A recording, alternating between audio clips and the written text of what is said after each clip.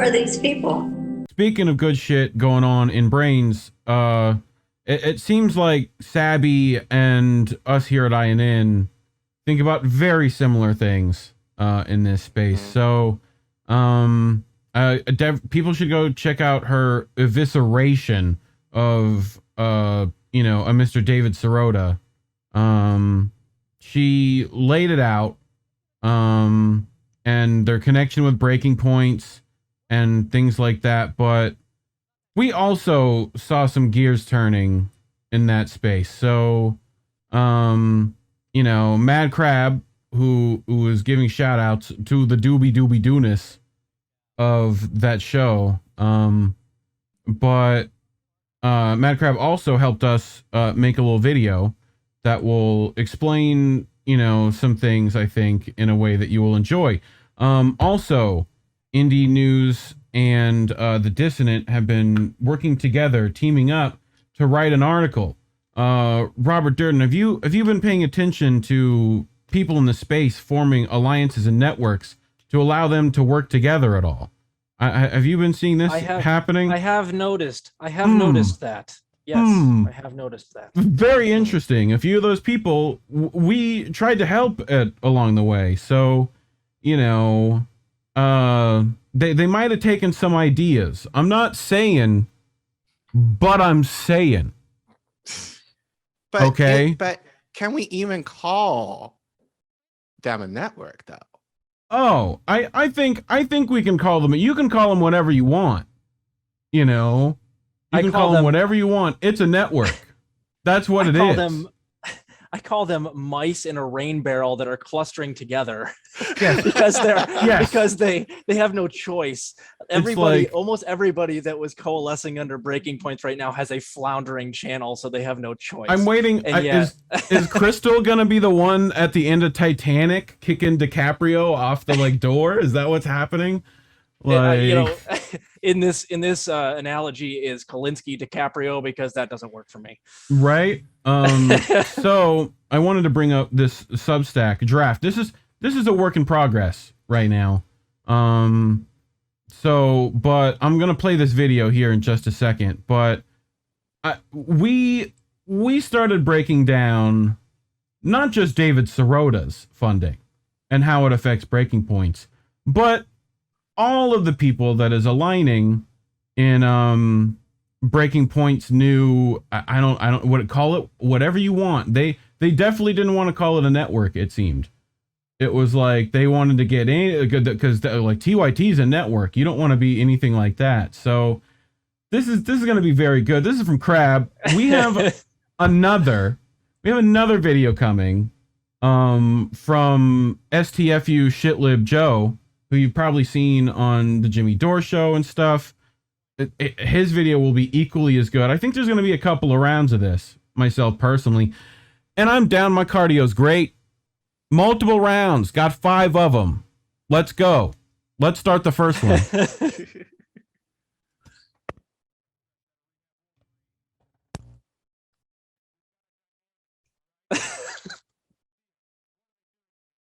Is there sound? Yes. Oh, for them, but not for us. Yeah, I got it. If the button would click on, there we go.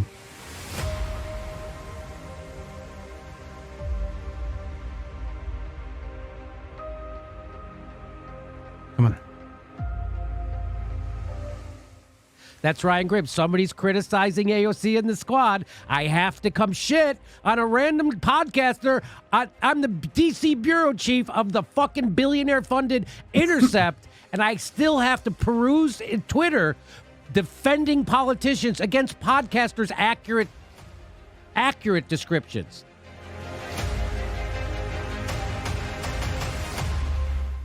The Chinese are less likely now to invade because of the setbacks the Russians have experienced there. So that's why I think the war matters there. But the Defense Department, the White House, they are doing a great job. Oh, Robbie gets better. Oh. That's what we already know, that Republicans are terrible. What I tell people is if you have a conscience, you will vote third party for the rest of your life, because how dare you vote for these people? In 2020, I voted for Biden. Joe Biden, a racist, warmongering puppet and tool of Wall Street and an enemy of the workers, and somehow you're going to pat yourself on the back if you're a good person. I think Donald Trump is a danger. I think he's terrible. I also know that I'm a white person saying this. But Hillary Clinton is not slam dunk 100% better that I, as an individual, can in good conscience vote for this. There seems to be a laser focus on one party. Blinders, earmuffs. Hear you saying, David, is you're giving it an out for them to not do this, and that's No, disappointing. I'm not giving them an out. Yeah, I'm you saying I don't know the answer to when push really came to shove. If you said, I want these things that you really don't want to do, and that those lawmakers should then vote in the way that we're talking about to elect Kevin McCarthy speaker. Just as a human being, you're misframing this. As a human being, you keep misframing the issue. She can't get 218 Democrats, then there's no speaker, right. And then it kicks back to the caucus, and then it's chaos, and then a whole bunch of people can run, and then somebody will emerge. Somebody would emerge from that process. As he points out, you don't get Kevin McCarthy as speaker. But as long as we're not arming the Azov battalion, I have no problem arming Ukraine in general so that they could protect themselves from Russian aggression. Ripping us apart, dividing the country, making it impossible to function as a society, and making it impossible to know just what is true and what is false. That is why we're building something new, a new mainstream, a healthier one, something more trustworthy, something that we are going to need in one of the most pivotal times in American history. They are very comfortable and okay with multipolarity. I mean, they've laughed at me. So what is that? So what is multipolar? Right, so they've laughed at me when I'm like, God, we'll be doomed to Europe. And they're like, oh, well, in Europe they have healthcare. And I'm like, yeah, but they also have no say over the global affairs of the world. I want to write the affairs of the world, the rules of the road. I want to be the only blue water navy.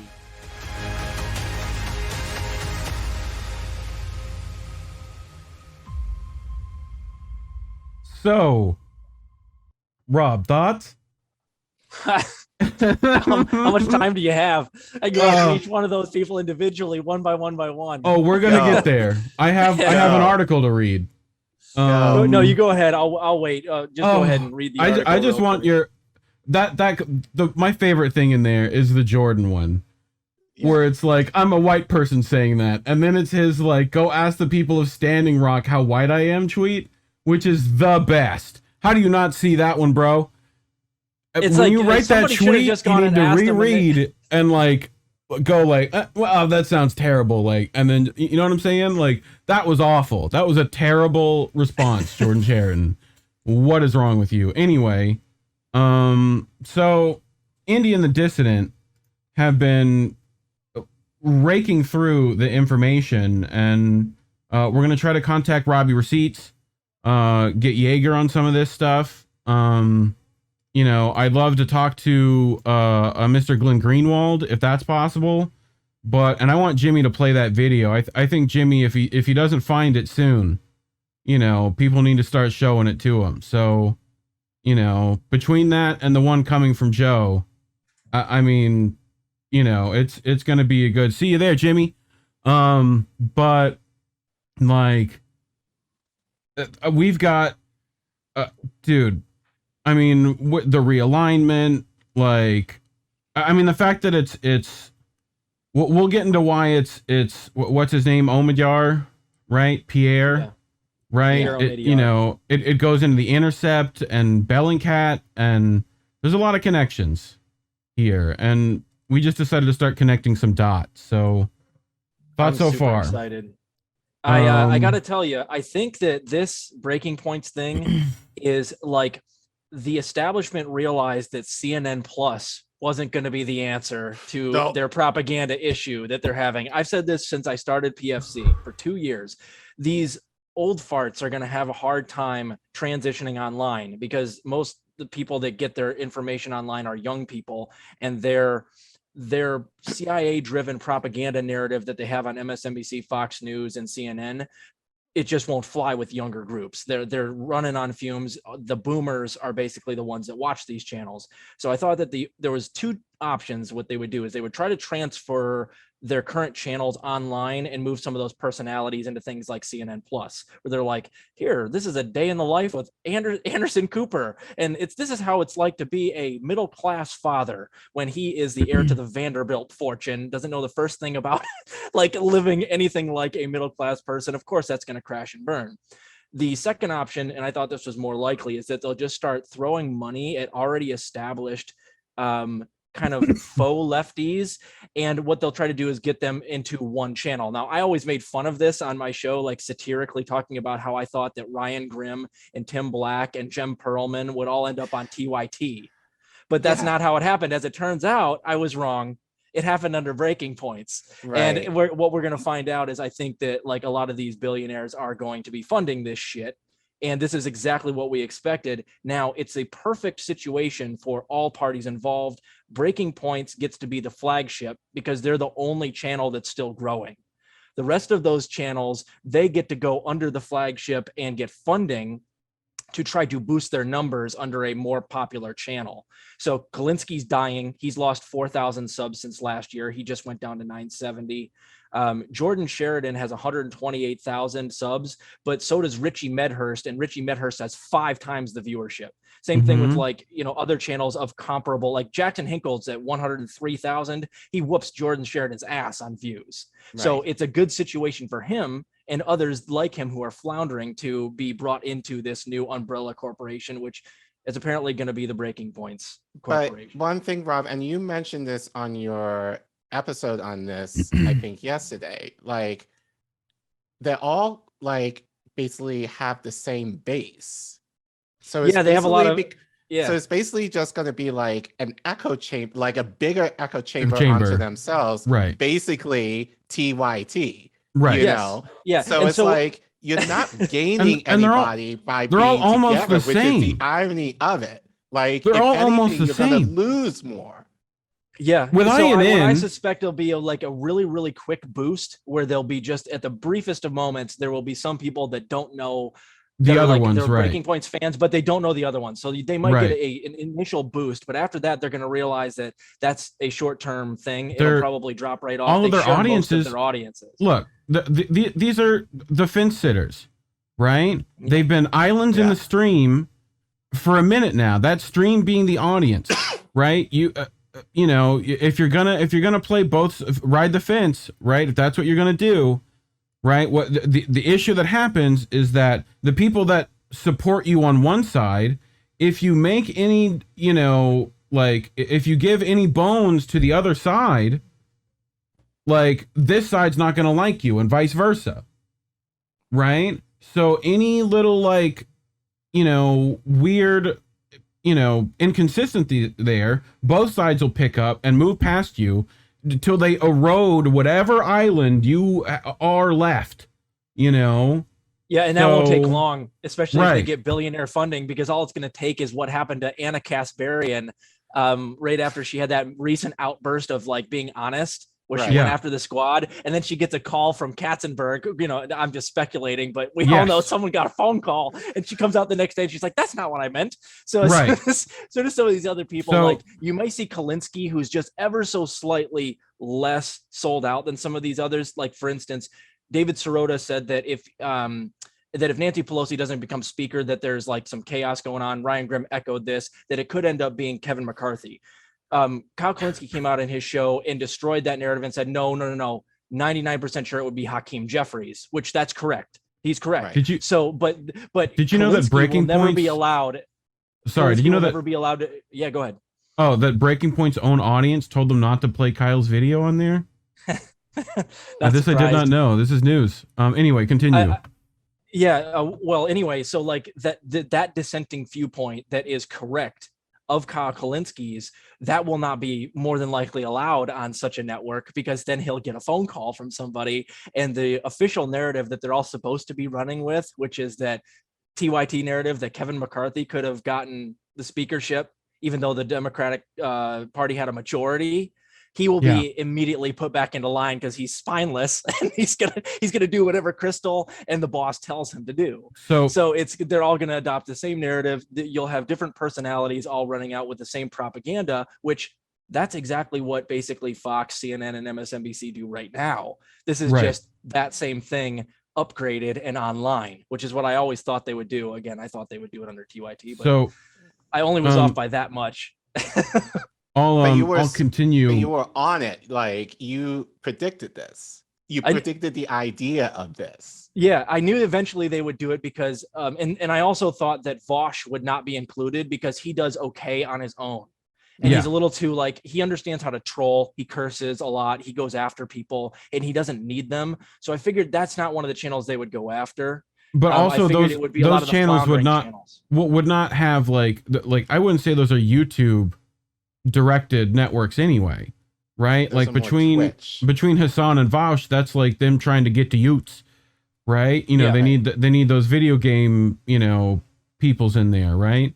Gotta get AOC to play Among Us with you, you know. But like, this is more like the YouTube space, you know. Yeah. One other thing that I think we talked about as we were prepping last night, and I feel, Rob, I feel like you might have mentioned this too. Like, this is probably a way for them to run Marianne Williamson as far as, you know, like, because they've been sweet talking her, like Collin Crystal, you know, as far as, oh, you're going to run again, you know, like you should and whatever else.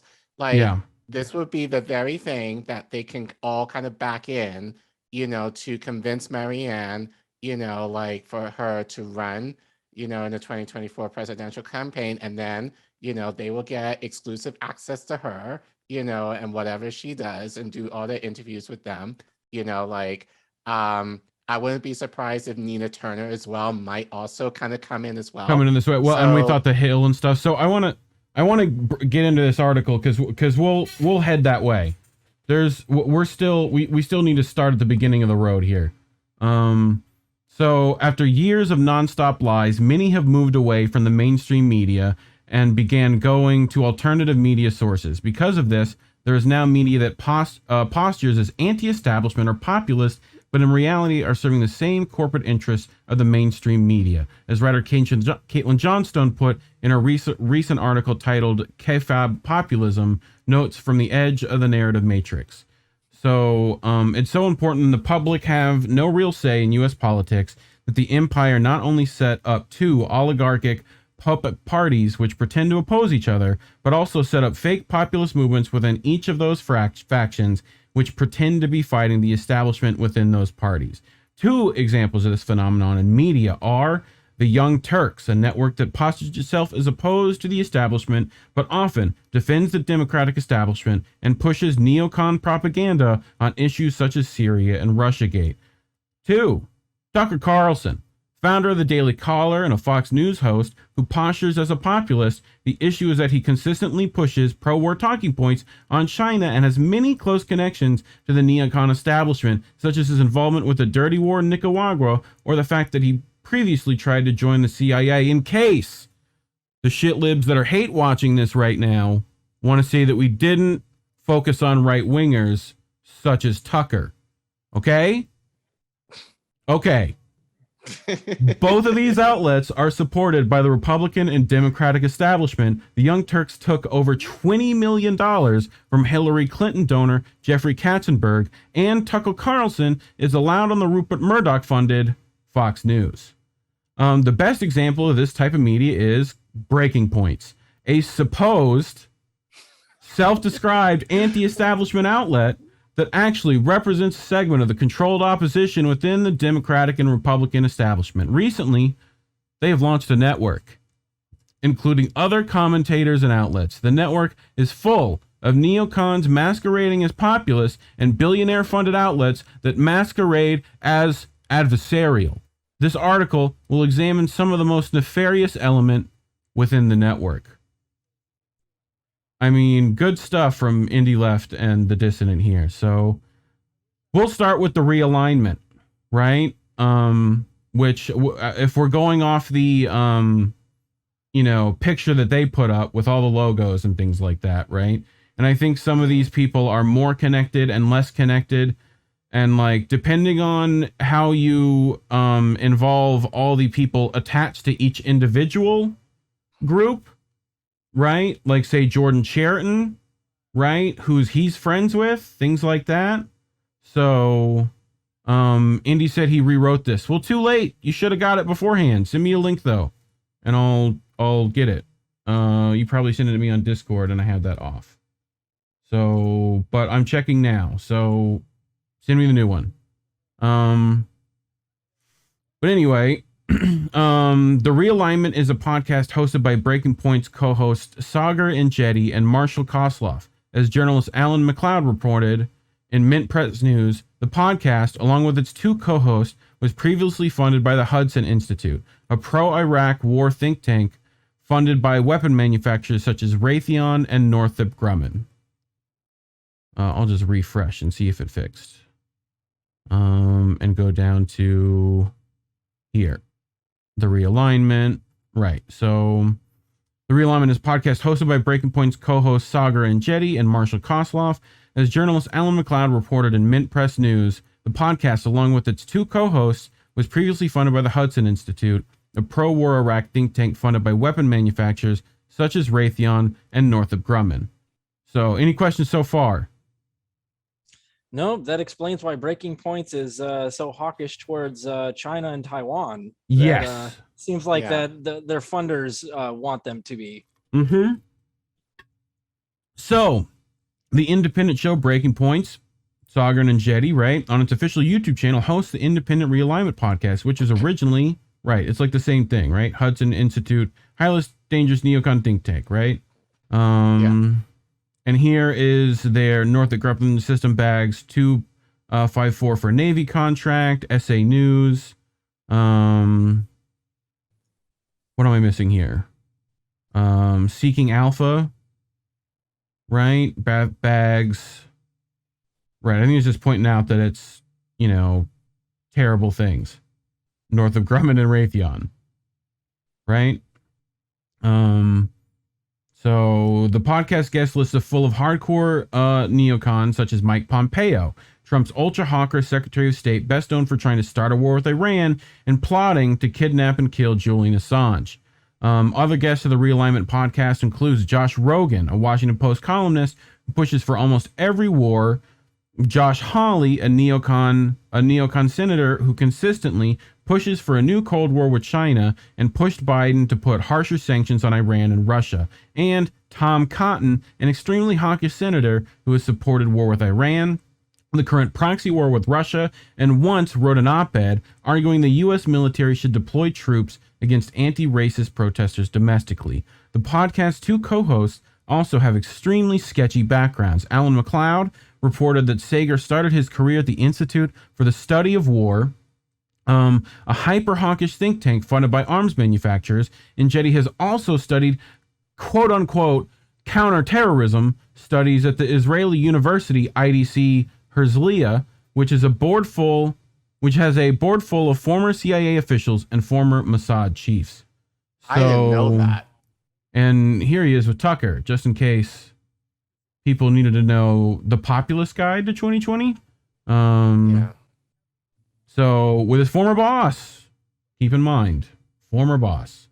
Sagar often slips in neocon talking points into breaking points. He once hosted pundit Jacob Hellberg, who said the United States needed to send arms to Taiwan and supported war with China if they invaded Taiwan. Enjeti failed to disclose that Hellberg works for the think tank CSIS. That is not an NCIS sequel.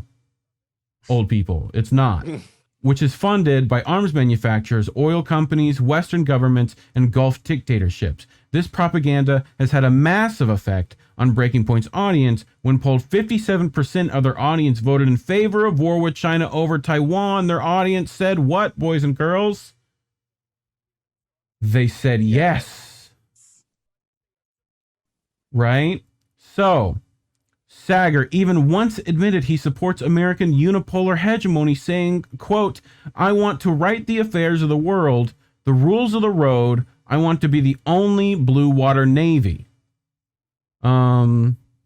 Right. So Sabby says, so it's okay for Sauger to talk to Tucker, but not Jimmy. Right. Noli, in 2021, The Hill was purchased by Nexstar, which owns around 200 TV stations and media outlets nationwide. The founder, chairman, president, and CEO of Nexstar is Perry A. Sook, according to Open. Secret's Nexstar Media Group gave more money to Republicans in the 2018 election cycle, 45% to Democrats, 55% to Republicans. However, in 2020, they gave more to Democrats, 55% Democrats, 45% to Republicans. The paper and website are funded through a subscription and advertising model. Okay. Someone keep that in the back of their heads.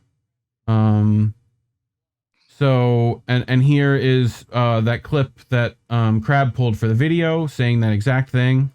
So Marshall Kosloff has an equally sketchy background. In the documentary on the Israel lobby, The Lobby, Marshall is shown taking part in neocon-funded, astroturfed counter-protest to a pro-BDS protest. When the documentary host pointed out that this sounded like astroturfing, Marshall responded by saying, "This is astroturfing."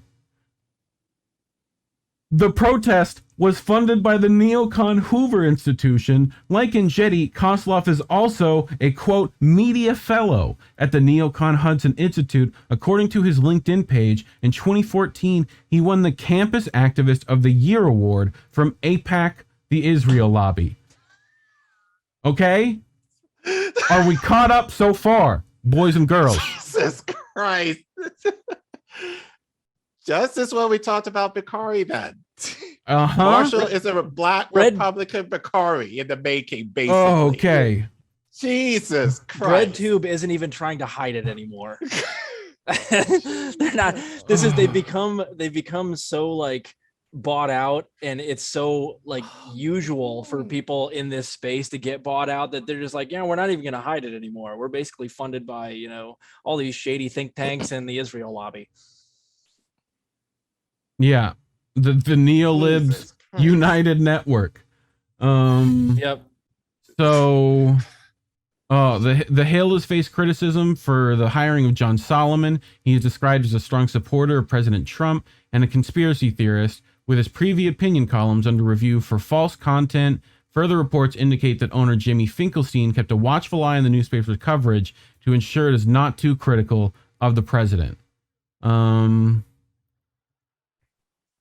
But the purchase that purchase happened after Crystal and Sauger left Rising. Sauger is scary at this point, but he thinks he is sneaky too, which is even worse. Yeah, but the funding of the both sides of the fence wasn't right. Okay, so speaking of the Hill, you know, we'll start with The Intercept first, right? Because they're now kind of equally as bad, in my opinion. So The Intercept, another component of Breaking Point's affiliated network, is the outlet The Intercept. The Intercept is infamous for censoring its founder, Glenn Greenwald's reporting on the Hunter Biden laptop. Greenwald's reporting was censored because of the evidence-free claim from former intelligence spook that the contents of Hunter Biden laptop were Russian disinformation.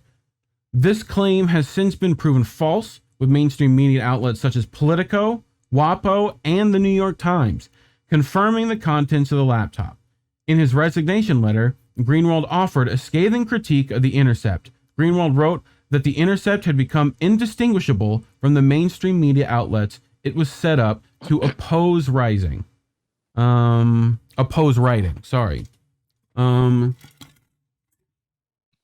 than offering a venue for airing dissent, marginalized voices, and unheard perspectives, it is rapidly becoming just another media outlet with mandated ideological and partisan loyalties, a rigid and narrow range of permitted viewpoints, ranging from establishment liberalism to soft leftism, but always anchored in ultimate support for the Democratic Party. A deep fear of offending hegemonic cultural liberalism and center-left Twitter luminaries, and an overarching need to secure the approval and admiration of the very mainstream media outlets we created The Intercept to oppose, critique, and subvert. Great stuff there from Greenwald.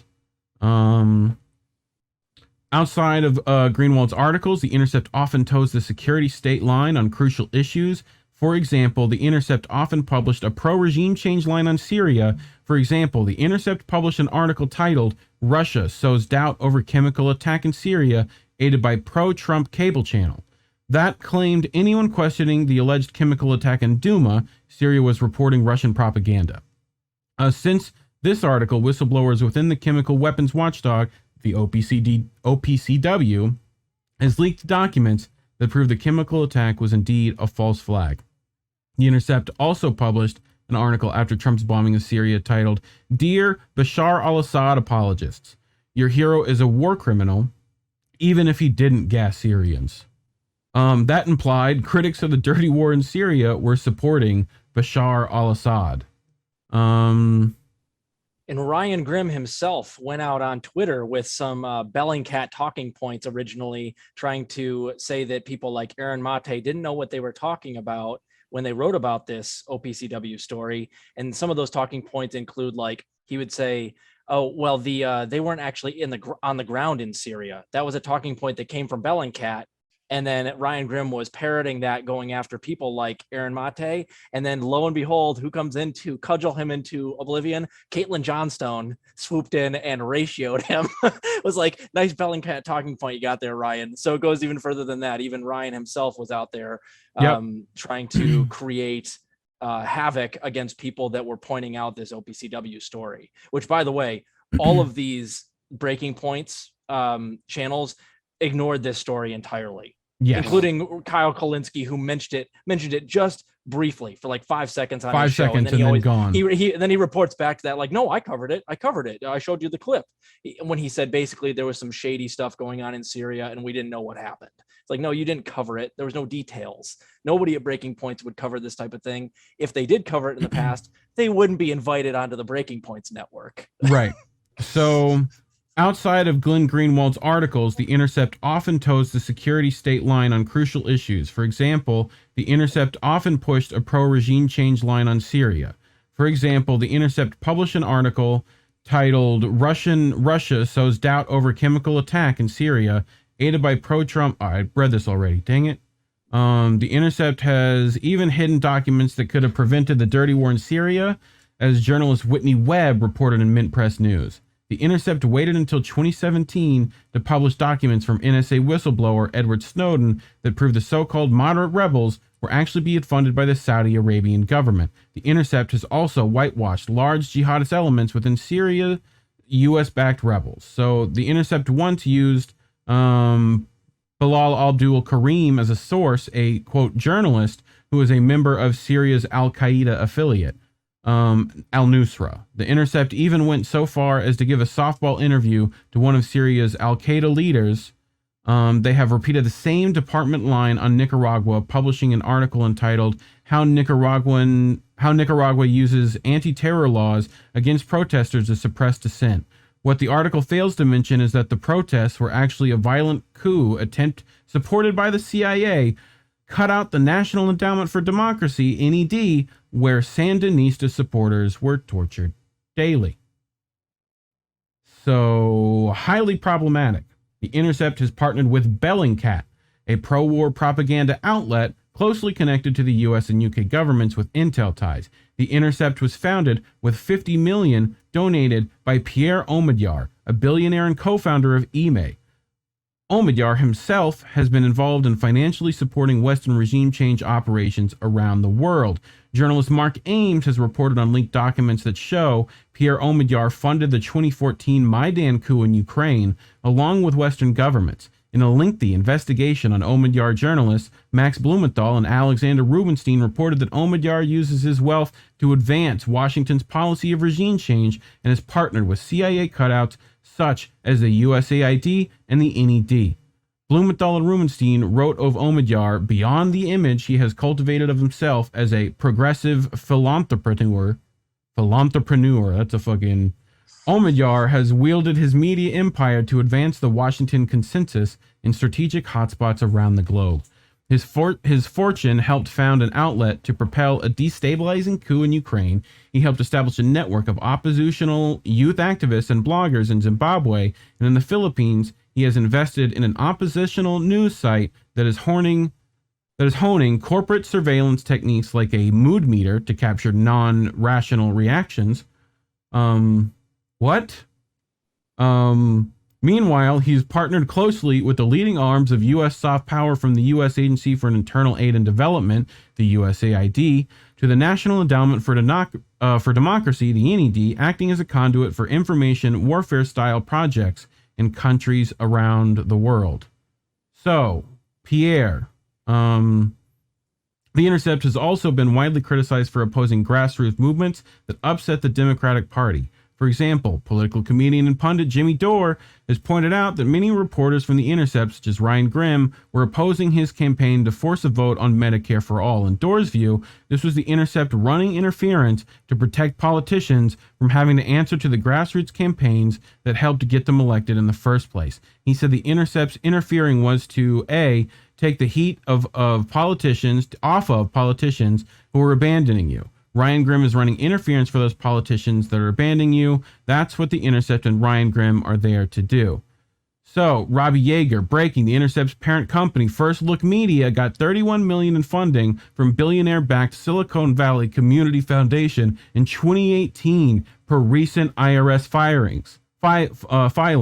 That accounted for 95% of that year's funding, an increase of over 100% from 2018. When I sent videos to Sabby last night to give her a little sneak peek, the first thing she said was, "You should call Robbie."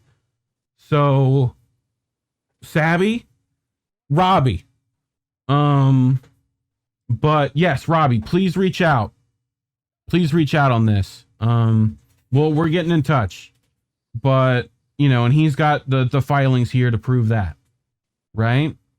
So, thoughts so far? I'm loving this. I probably have covered it on my channel. I love it.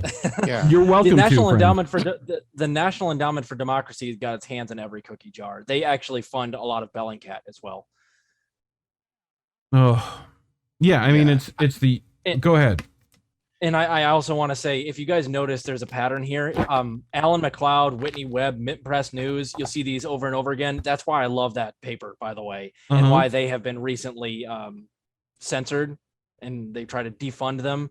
There's a reason that the establishment goes after like Mint Press News and the Gray Zone and all these good newspapers. It's because they're actually exposing how corrupt a lot of these other propaganda networks are, and that is it's a good weapon for us, but that makes them very dangerous to the establishment propaganda apparatus, which is why you must go out and sub to Mint Press News, Alan McLeod. Alex Rubinstein is another great one. He's got a great Rockfin channel. These are great writers, great journalists. Yeah. I mean, Robbie especially. We've had him on Friends of Indie Left. I think it was like the first one, I think was Robbie. So Robbie does great work. Amazing stuff. And almost everyone in this article that's giving you actual information is literally award-winning accredited journalists who risk their entire careers to tell you things. So keep that in mind. So this brings up Matt Stoller, right? The final figure in the Breaking Points universe this article will examine is reporter Matt Stoller. The network includes a Substack titled Big by Matt Stoller. Stoller often does good work on domestic politics, but has extremely hawkish foreign policy views, namely on China. Journalist Danielle Bessner in Jacobin reported that Stoller supported Biden's ramping up tensions with China because the Chinese government goal is to get rid of democracy worldwide, and because the CCP is the modern Nazi party. Stoller pushes the idea that the West is supporting an international global order that China is trying to subvert. As journalist Robert Wright wrote, Stoller says China's goal is to subvert the current international global order. Pretty simple. Stoller is often seen collaborating with Crystal and Sagar to push neocon propaganda about China. In his appearance on Rising, Stoller fear-mongered about China infiltrating Hollywood and the NBA and claimed the U.S. government was too soft on China, in what was very reminiscent of Russiagate fear-mongering, but now about China. Rising has been suspicious since its beginning. In its early days, it was hosted by Crystal Ball and Buck Sexton, a former CIA agent. Back then, it did not have a populist slant to it. Sexton would often pump out mainstream neocon segments, such as an interview with former national security advisor to push Trump's war with Iran. The show began its populist bent when Sagar and Jetty joined.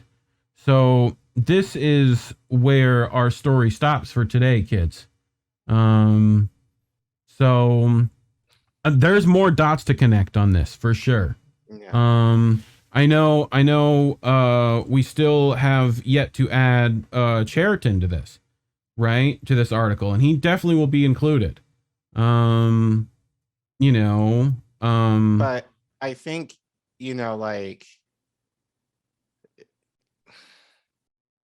like the fact that, Jordan initially, before all of this, basically said he was going to, Status Quo was going to affiliate more with Breaking Points. Yeah. It was kind of like, something ain't clean in the buttermilk, basically. Well, and that's also Tina Desiree is attached with that, and Jen Perlman, and Jen Dyes, and possibly even Graham Elwood. Right. So it basically is all the mid-libs vanguard, within the space kind of coalescing. Mm-hmm. Which honestly, for us, we're tiny at this point, but for me, us, it's just kind of good, because it shows me that you're willing to ignore these blatant if you're joining these networks and you're not looking at this and going, oh, all this funding from these people, and does it influence them, and you're ignoring that, your journalistic integrity to me is done. Right. And then but here's the thing, they can prove, they can deny it, but it's hey, if you want to refute any of this, come on our show. I know Sabby has been trying to get in contact with Sirota for a while, with Hedges, I think in relation to the things that he kind of, said, related to RBN, David, and if you want to refute any of what we said or anything of what RBN is saying, follow up with Sabby, follow up with Nick or CJ, or follow up with us on any of this. I'm sure right now they're just going to ignore us probably, but I actually, because I didn't see this article till when you showed it just now, I knew some of it, but to the extent of just how much fuckery is basically within all of this, is just damn, it just makes a lot of sense though, given how Kyle has been tanking, Jordan has kind of flatlined, forever, and so whereas we did this and other networks Convo Couch, MCSC, us, RBN, we're doing this out of survival, basically. Breaking Points is doing this to essentially become the big dogs, basically TYT 2.0. Right. Which is funny that they're not meaning themselves to be a network, because I'm sure Cenk will not appreciate that, that he's actually going to have some competition, and probably better competition, because they're all connected to DC. Right. And if you're Crab has it at the very beginning of this video, and I want to pause on it. Right. Let me okay, it's right there. That's as far as I get. Oh. So here, that's fine. Yeah. So this is their, this is from their stuff. This is all the logos that were in their thing, and if you count all these, they didn't have the money hat, but they had Status Quo, they had Real News, they had The Intercept, The Lever, right? And I'm pretty sure they had I don't remember if they had The Hill or not. But I need to find that We need to put that in the article. I think they're pulling. They might be pulling Ryan Grimm away from Rising. Yeah. Or perhaps more than likely he can't compete over there because now he's got to deal with Kim Iverson and Brianna Joy Gray, who are more popular than him. And Kim Iverson routinely poleaxes him on his own show and makes him look ridiculous on things like all right, let's get to it. Or vaccines. But I got about 2 minutes, guys. No worries. I got to get going. Yeah, that's about all we had for today. What's the BG? Yeah. But yeah, we're definitely going to. We're already. There's already more to write. We literally didn't get it finished in time, so we already have tons of stuff that's like put on the list to like look at, right, and bring together and get the information on and put more together, and we just haven't raked through the stuff yet. So, Indy is saying, what is he saying? Online with Rising, that's his prediction. Yes, right. Yeah, and I easy bet. You'll see this happen with a lot more content creators too, who are they have like flatlined channels, and I'm not going to name names, but I've gone after a couple of these people routinely on my show. There's some smaller channels who just can't compete. I know there's one channel in particular that they have they used to have 160,000 subs, and then they blocked out how many subs that they had because they were hemorrhaging subs. They average about the same amount as Revolutionary Blackout Network back when Revolutionary Blackout had like 8,000 subs. That's one of those people you'll expect to be brought on. You can expect there's a handful of other channels that I already know of that are definitely going to be getting a call. They're going to try to diversify and spread it out as much as possible. But again, it's not going to work. There's more of us than there are of them. And our content is not funded by billionaires, and it's honest. We're not running with a CIA-driven narrative. We're not getting calls from our bosses. We're all completely independent. They're just giving the facade that they're an independent network that's really like behind the scenes controlled by the oligarchy. So it's essentially like what Collin said. It's like TYT 2.0. It's and they were just mainstream media 2.0. This is just their not so quantum leap forward in how they're going to operate now. Oh, I mean, yeah, this is like we've been giddy on this, like put together, because I feel like it's like unequivocal, like even if they do have any arguments, like there isn't many, How you about to be like the founder of Justice Democrats, and one of your rules is you can't take billionaire money. You go onto a network that takes a ton of billionaire money. Or it takes, it's only a matter of time, or you're at least affiliated the National Endowment for Democracy takes notice. Right. They'll end up getting funded by the same people that fund Bellingcat. Yeah.